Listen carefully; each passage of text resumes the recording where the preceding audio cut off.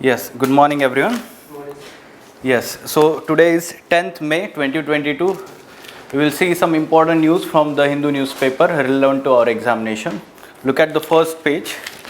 Again, the important development, we will consider sedition law, says the central government.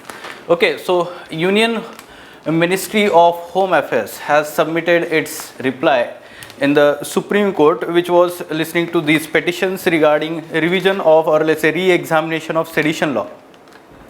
And now the government itself has said that we will re-examine. Okay, so last week we talked about this and we had said that why government was delaying it.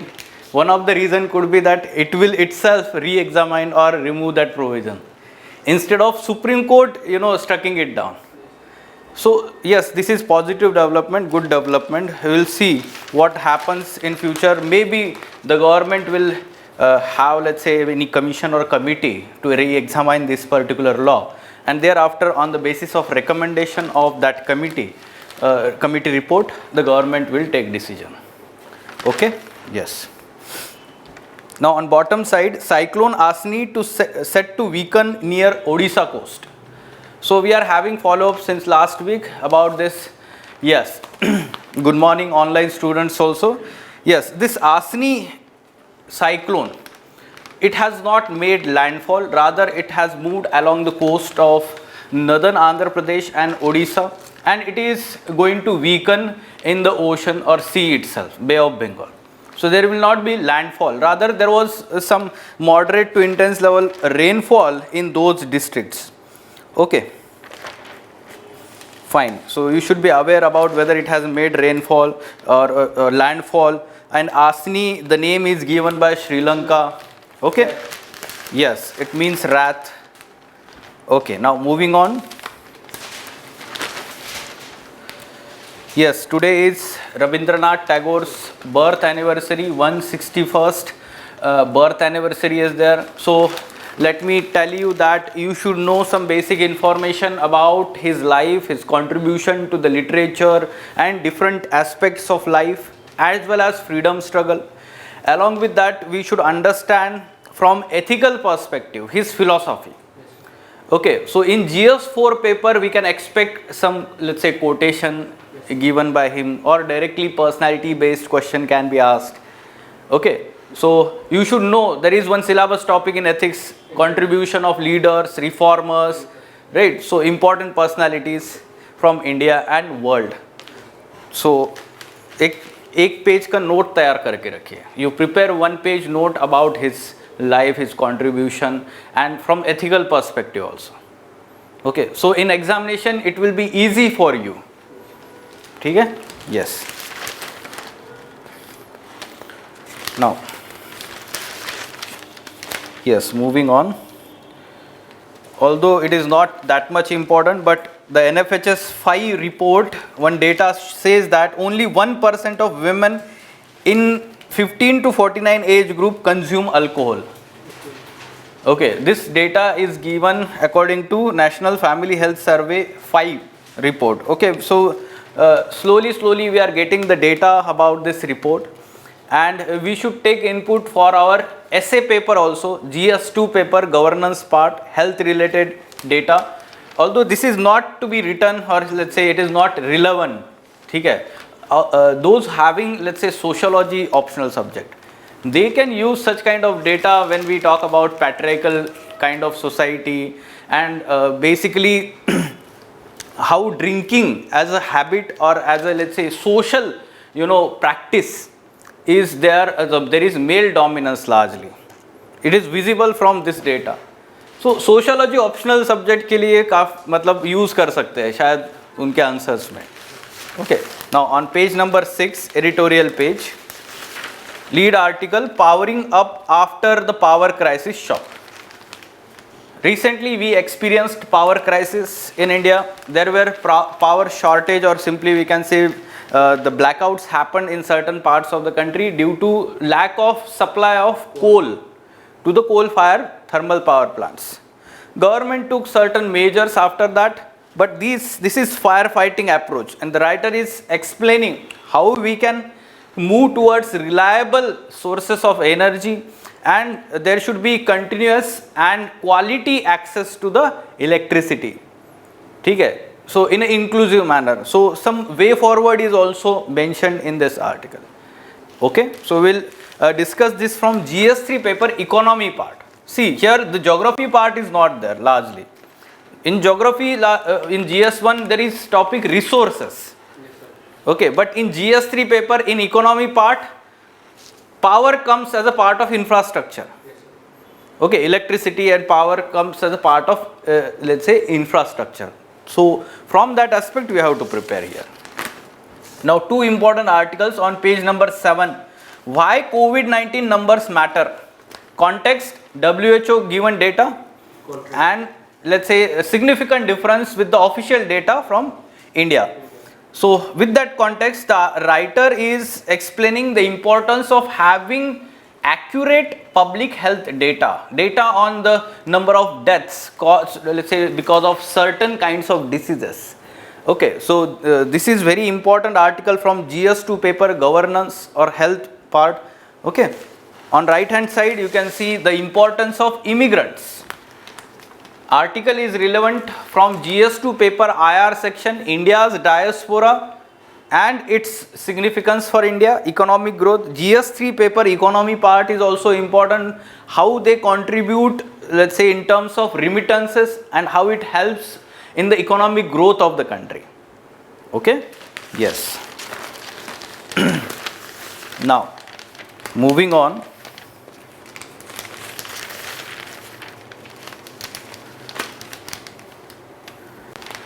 Okay, fine. So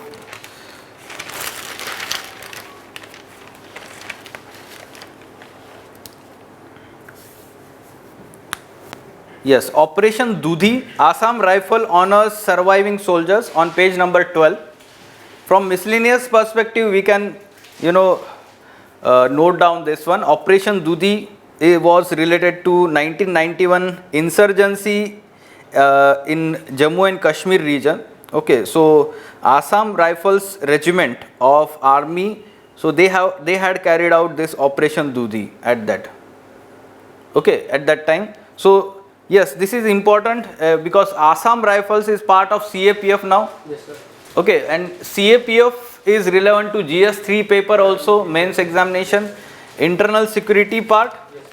Yes, so let's go in details of all these articles. First one, powering up after power crisis or power shock. Yes, recently we experienced this power crisis because of lack of supply of coal. Appropriate amount of electricity was not generated by GENCOs, and because of that DISCOMs were not able to manage the distribution. There were power shortages, power cuts in different parts of the country.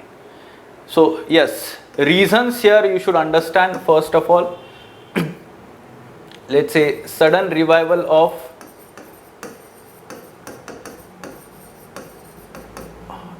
economic activities after pandemic. Okay, so because of that demand for electricity increased. Second, the heat wave experienced in different parts of the country, that also demanded the electricity for cooling purpose. This led to demand, but it was not matched by supply. Okay, so supply was not there, and because of that this crisis happened. Now supply was not there because of certain reasons. First of all, you should know that GENCOs and DISCOMs, these are generating companies, these are distribution companies. Okay, and there is sequence in the electricity, we can say production. How? Coal India Limited, it is responsible for mining of coal and supply this to GENCOs. Okay, they have agreements between them. Okay, so this goes like this. Now Gencos have agreements with these discoms. These discoms comes under state authorities. State electricity we can say जो boards होते हैं. Okay, so they are regulatory authorities for these discoms, and these discoms comes under long-term purchase agreement with Gencos. Okay, and then we can say discoms distribute this to consumer electricity. This is how the cycle goes. Now there is some kind of, we can say, stagnancy in terms of coal mining in last 5 years. Last 5 years there is stagnancy because there is less demand for coal fired thermal power plant. We are shifting to the renewable energy also, and that's why we can say that this is considered as dirty fuel now. Okay, so focus of the government is towards renewable energy, so there is some kind of stagnancy. At the same time, second problem is the Gencos owe lot of money to the Coal India, because these Gencos also are not able to repay the money. Why? Because discoms are not able to give the money to Gencos according to the agreements. There are delays. Now why discoms are problematic or facing problem? Populist policies. Yes, populist policies also, and the state governments are adopting these populist policies. They are not paying the subsidies that are given by the discoms. Yes, irrational tariffs also, they are not in line with the cost of the production of electricity. Okay, so these problems, and along with that, lack of efficiency. There are so many AT&C losses by the discoms in delivering this electricity, and there are power thefts, all these aspects. So management issues. ये जो उदय scheme लाया था present government ने 2014 में, तो ये discoms से related था, to strengthen discom. Once this weak link is strengthen, all things will be solved. Okay, so way for, आपको रूट कॉज पता होना चाहिए. What is the root cause और root problem? So this is the root problem first of all, and then it will be easily solved. Okay, now what was the government respond at present to this crisis? It was, we can say, respond in a manner that the passenger trains were cancelled. And it made way for coal carrying wagons. Okay, so this was, then second thing is related to import of coal. So some of the coal-fired thermal power plants, they were allowed to import the coal so that their buffer stock is maintained for further production. Okay, so this is how it dealt with this situation, but it is short-term action. Again, in future we can experience such kind of problem. Okay, now how we can shift towards reliable supply of electricity? This is very important, not only for household, but the majority aspect is related to industry. Okay, so reliable supply. So first of all, you should understand that at present still more than 50% comes from coal fired thermal power plants, and we are trying to reduce its dependence on coal. We are trying to shift towards more cleaner sources of fuel, okay, renewable energy. So in this transition there will be some kind of friction. Okay, so this is fine, we are shifting towards renewable sources of energy. So as a short term relief, whenever such crisis may happen, there can be use of electricity production from natural gas based power plants, because natural gas can be imported very easily. Okay, and it can act as a buffer whenever such kind of power crisis may happen in future. So it is short term measure. In long term measure, the focus should be on storage by discoms. They should invest on this. Okay, so electricity storage should be the future, and that too in a decentralized manner. Okay, decentralized manner will help in short amount of storage. and it will supply the electricity whenever it is needed. So focus should be on also storage. Okay, we are also working on storage capacities for renewable energy also. We should also understand that energy security will be achieved when we have integrated policy for all sources of fuel. Why? Because renewable energy is also intermittent. It is not, we can say, always reliable source, right? So we are supposed to have the energy mix from all types of fuels. Then only we will say that reliable source. Now the problem, another problem is related to subsidies and politics. What happens is the central government as well as state government, they resort to power subsidies to the farmers. Okay, and these power subsidies are indirect subsidies. These subsidies are to be given to the discoms, and discoms gives, let's say, this electricity at subsidized rate to the farmers. Now these subsidies are, we can say, populist measures, and this result into, we can say, inefficient utilization of electricity or wastage of electricity. This is threat to, we can say, energy security. So whenever we talk about such kind of subsidies, they should be reduced. There should be focus on government schemes like Kusum scheme, which is more sustainable. Solar energy is being harnessed. Along with that, there is scope for further selling of extra electricity to the discoms by the farmers, earning more income, additional income. Such schemes are more efficient, sustainable for long term aspect. Okay, and in addition to that, focus should be on strengthening discoms. तो यहाँ पे आप लिखेंगे उदय scheme is there, which focuses on strengthening discoms, and this involves both aspects: reducing AT&C losses, along with that improving management efficiency.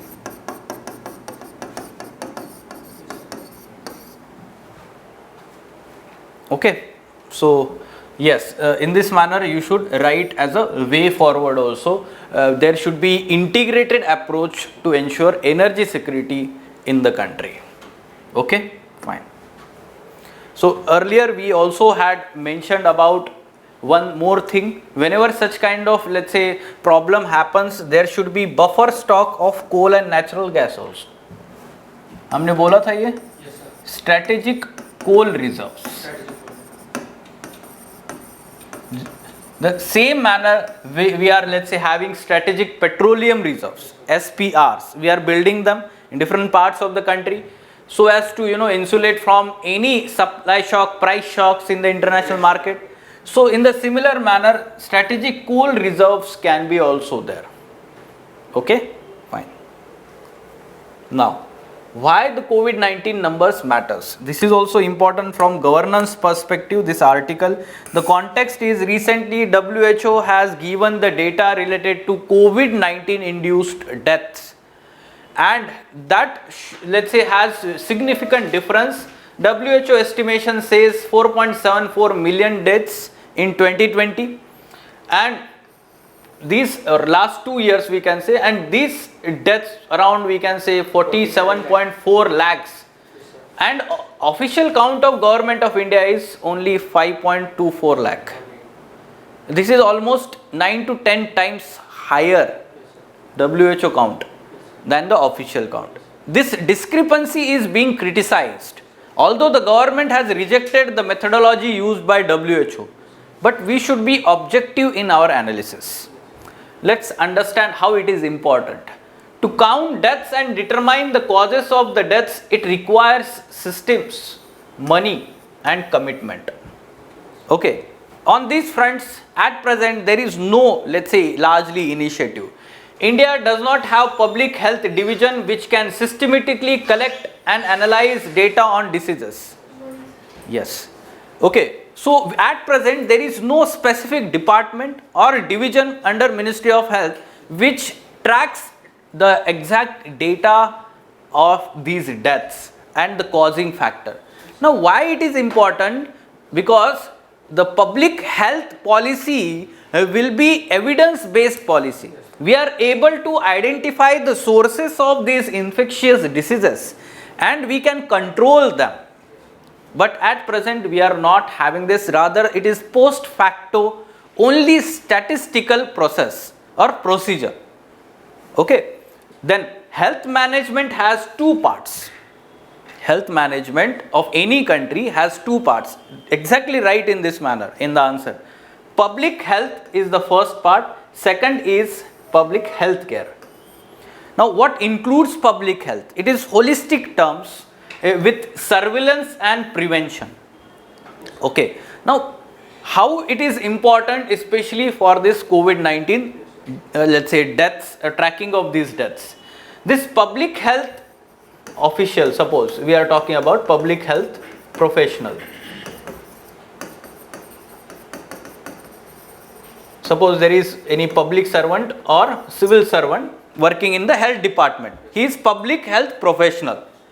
While the healthcare professionals are doctors, medical practitioners or doctors.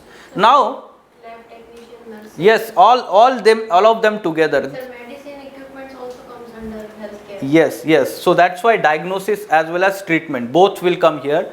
So these doctors and we can say these practitioners, they are not much concerned about the tracking of that, we can say, bacterial or viral infection. What they will do, they will diagnose and they will try to treat that exact person. Okay, so they are not concerned about the larger goal of public health as such, and the public health professional is concerned about that part, which has significance or a significant impact on public health policy by the government. So that's why public health needs to be strengthened, and for that purpose the surveillance needs to be strengthened. The surveillance needs to be strengthened. So this public, let's say, demand for accuracy comes from public health, not from healthcare. They are not concerned about whether it is accurate data or not. They are not concerned that much unless and until they are forced to the convey or communicate that data to the government portal or something like that. So there should be some kind of, let's say, system in place. Any, let's say, portal, online portal, application, wherein all these doctors, practitioners will submit data on the real-time basis to this portal. This will help the public health officials, professionals to understand and track the data regarding these disease spread and the early diagnosis of the spread and the prevention. The major aspect of public health can be undertaken. The best example of European countries including UK. Okay, so they have understood the importance of public health. Okay, and they are emphasizing on this largely so that the prevention of such spread of infectious disease happens there. Okay, so you can write this as a way forward here. Public health surveillance. Fine? Okay, now moving on. The importance of immigrants. So this article on page number 7 talks about importance of immigrants for the economic growth of the country. Some good data facts is mentioned in the article. You should use that updated data in your answers. According to Ministry of External Affairs, in 2021, over 13.4 million non-resident Indians are there worldwide. Of them, 64% live in Gulf Cooperation Council countries, GCC. If you talk about priority, highest being the UAE, United Arab Emirates, followed by Saudi Arabia, then Kuwait. Okay. Now, almost 90% of the Indian migrants who live in this GCC countries are low and semi-skilled workers. So this is on which page? Page number 7, op-ed page. Okay. Another important data is related to the remittances from these immigrants. the most important, we can say, factor to be considered here is remittances by these immigrants, and India is the topmost country in terms of remittances. Use this fact. 2021 World Bank Group report, annual remittances transferred to India are estimated to be $87 billion, highest in the world, followed by China. Despite of such high amount, if we compare it to GDP, it is only 3% of India's GDP. If we talk about other neighbors in the neighbors of India, in Sri Lanka it is 8%, in Nepal it is 25% almost, 25% of its GDP. Okay, so but yes, Indian economy is very large economy. Comparatively, this absolute number, it is huge, it is highest. Even we are ahead of China in this aspect. Now, the importance of these immigrants not only relates to nation building activity of that country where they are working, but also the economic growth and development of its home country. And that's why their protection is important for both countries. So Indian government had come up with last year this new immigration bill, which is still not enacted or not passed by the parliament, but it has good enabling provisions. Okay, what provisions it is having? First of all, the ECR category of the worker is there. Okay, so this ECR category, full form is mentioned. This ECR category workers are basically those workers which have not passed 10th standard, and they are more vulnerable for the exploitation. Okay, ECR category. And this draft focuses on the ECR category largely. Immigrant check required category of workers. Okay, now second aspect is all immigrants are to be registered before leaving country. To be registered before leaving country with appropriate authority in India. So this bill is proposing the Immigration Management Authority as apex body in India dealing with immigration aspects. So it is integrating all immigration related aspect and protection of immigrants. Then fourth aspect is related to, we can say, solving of grievances. Already there is one portal by Ministry of External Affairs regarding solving of these grievances, and the proactive, let's say, approach is there by the government. Then in addition to these immigrants, the students who are leaving the country or let's say studying in other countries, they are also covered in under this bill. So every year around 0.5 million students leave the country for the foreign countries for their education purpose, and they are also, their welfare is also covered under this act. Okay, so these are some enabling provisions of this new immigration bill 2021, and it seeks to integrate the management of all this immigrant aspect and protection of immigrants.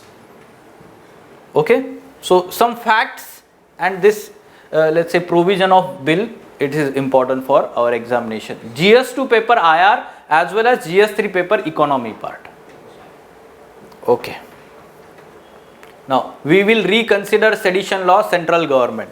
Yesterday itself the government submitted one argument that the Kedarnath judgment of 1962 is correct and there is no need to revisit the sedition law.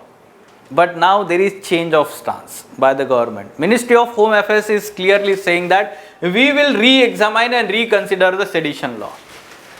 Okay, so appropriate committee will be established, and on the basis of recommendation of that committee there will be, let's say, decision by the government regarding this.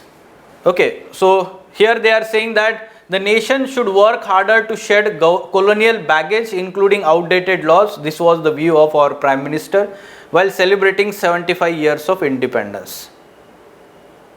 Okay, so let's see what happens in future, whether the Supreme Court will give chance to the government to re-examine or whether it will itself re-examine this. More probability is that it will allow government to re-examine. Okay, yes. Asni, cyclone Asni is said to weaken near the Odisha coast. You can see the track path of this cyclone here and then northeastward recurving of the cyclone here. Okay, so cyclone will weaken within the let's say or on the ocean surface itself. It is not going to have landfall on the coastal Odisha. Okay, but it has resulted into intense rainfall in the last, let's say, 48 hours, and it is very likely to recurve north and northeastward and move towards northwest Bay of Bengal off the Odisha coast. It is likely to weaken gradually into cyclonic storm in the next 24 hours. Okay, so this is the situation about cyclone Asni. Cyclone Asni name is given by Sri Lanka, and the name meaning in Sinhali language, it's wrath. Okay, yes. Operation Dudhi, Assam Rifle honors surviving soldiers. So paramilitary Assam Rifles on Monday felicitated surviving soldiers of Operation Dudhi, marked in the country's defense history as India's most successful counter-insurgency operation more than 30 years ago. Counter-insurgency, it is important part of internal security GS3 paper. A team of 15 soldiers of Assam Rifles 7th Battalion had on 5th May 1991 gunned down 72 Pakistan trained extremists and captured 13 others in Jammu and Kashmir. So you should be aware about important milestone in counter-insurgency operations. Operation Dudhi.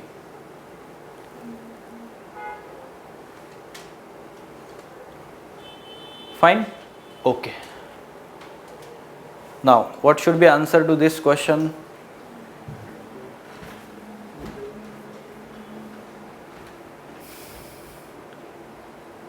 B. Hmm? B equivalent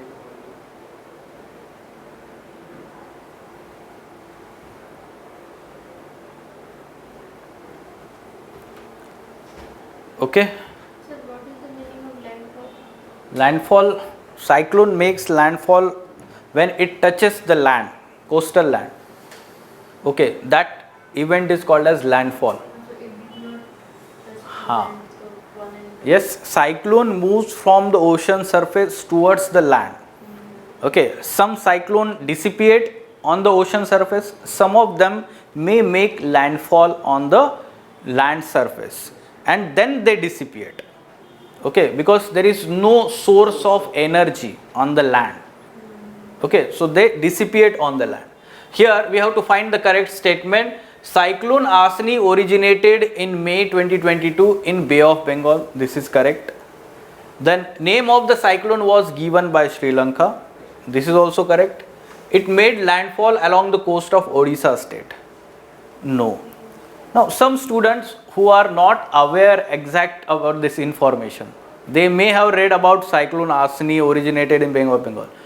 But if they are not tracking the complete information, whether it has made landfall or not, okay, such trivial information is also important. 1 and 2 only, because it has not make the landfall, rather it is dissipating on the ocean surface itself. So 1 and 2 only is the correct answer, P. Fine? Okay, any question? Fine?